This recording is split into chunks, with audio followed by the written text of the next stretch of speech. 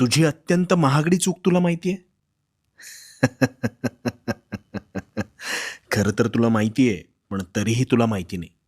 थांब, गोंधळून जाऊ नकोस. सगळं उलगडून सांगतो. शांतपणे ऐक. 2 जिवलग मित्र होते.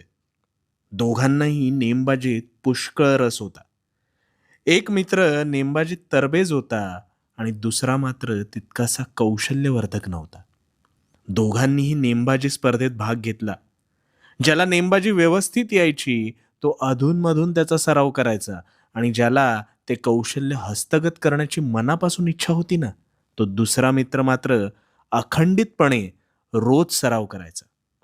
आता काही दिवसात स्पर्धेच्या दिवशी हेच 2 जिवलग मित्र एकमेकांचे प्रतिस्पर्धी म्हणून एकमेकांसमोर आले आणि अखेरच्या फेरीत ही स्पर्धा मीच जिंकणार असा स्वतःला निपुण समजणाऱ्या पहिल्या